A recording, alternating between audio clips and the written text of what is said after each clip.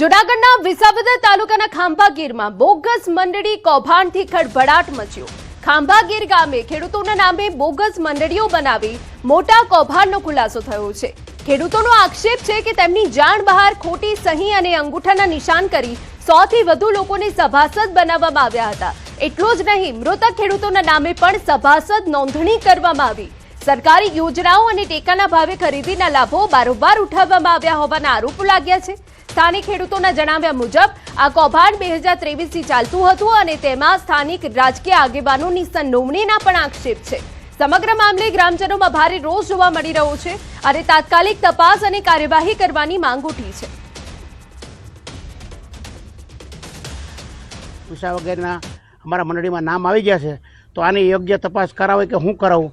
ભાઈ તમે પેલા જે લોકોએ મંડળી બનાવી એની પાસે જાઓ અને એની પાસેથી માર્ગદર્શન લ્યો અને હું કહેવા માગે છે તો બધા ખેડૂતોનું એવું કહેવું છે કે અમને પૂછ્યા વગરની મંડળી બનાવી છે, તો મારા મીડિયાના માધ્યમથી કેવું છે કે આને યોગ્યમાં યોગ્ય તપાસ થાય અને તાત્કાલિક આનો નિર્ણય આવે।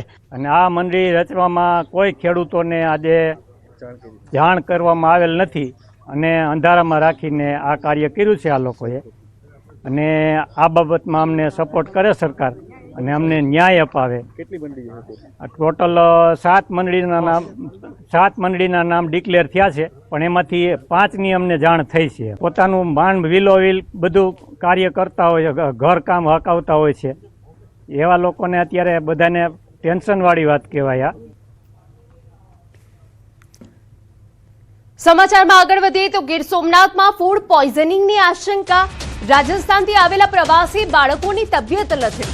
9 બાળકોની તબિયત લથડતા સારવાર અર્થે ખસેડાયા। પ્રભાસ પાટણ સામૂહિક આરોગ્ય કેન્દ્રમાં સારવાર હેઠળ ખસેડવામાં આવ્યા।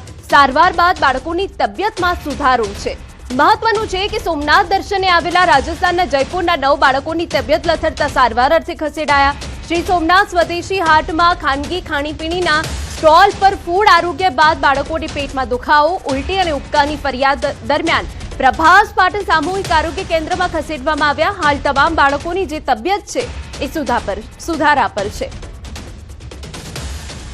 રાજસ્થાન જયપુરથી એક સમૂહ આવેલું દર્શન કરવા, અને એમની સાથે જે છોકરાઓ હોય એ પેટમાં દુખાવો, ઉલટી ઉપકા એવી ટાઈપની કમ્પ્લેન્ટ સાથે અમારે અહીંયા ઇમરજન્સીમાં રિપોર્ટ કરેલો। એમાંથી 9 બાળકોને આપણે દાખલ કરવા પડે અને એને તાત્કાલિક આપણે જે એના લક્ષણો હતા એ મુજબ બધી સારવાર આપી અને એને ત્વરિત સેવા આપેલ છે।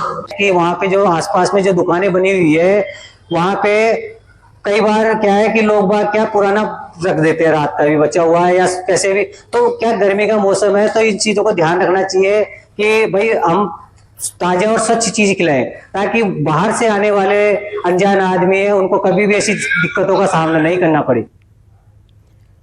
મહત્વના સમાચાર। રાજ્યમાં રફતારનો કહેર બંધ થવાનું નામ નથી લઈ રહ્યો। રોડ પર બેફામ વાહન ચાલકો નીકળી અન્યના જીવ જોખમમાં મૂકી રહ્યા છે, તેની આ 5 બોલતી તસવીર છે। દ્વારકા, અમદાવાદ, રાજકોટ, સુરત અને જૂનાગઢમાં રોડ રક્ત રંજીત થઈ ગયા।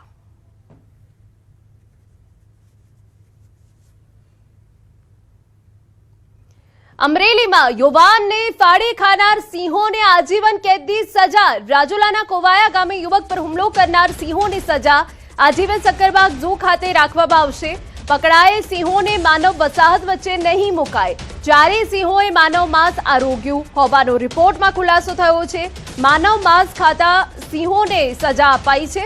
વન વિભાગ દ્વારા 4 સિંહને પાંજરે પૂર્યા, સેમ્પલ સાસણ ખાતે મોકલાયા।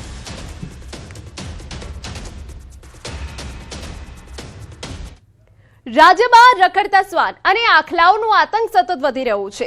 દ્વારકાથી લઈ અરવલ્લી અને રાજકોટ સુધી લોકોના જીવ જોખમમાં મુકાઈ રહ્યા છે।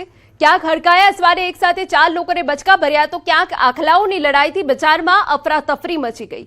બીજી તરફ રાજકોટના જેતપુરમાં તો ઘર પાસે સૂતેલા 3 વર્ષના માસૂમ પર શ્વાને હુમલો કર્યો। સૌપ્રથમ વાત દ્વારકાના ખંભાળિયાની, જ્યાં હડકાયા શ્વાને જે સોસાયટી અને ધરાનગર સહિતના વિસ્તારમાં આતંક મચાવ્યો।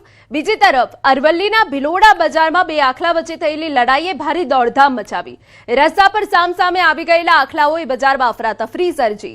વાહન ચાલકો અને રાહદારીઓ જીવ બચાવવા દોડ્યા, જ્યારે વેપારીઓમાં પણ ભયનો માહોલ જોવા મળ્યો। તો જૂનાગઢમાં સિંહ બાળની હત્યા કરનારનું રિકન્સ્ટ્રક્શન કરાયું।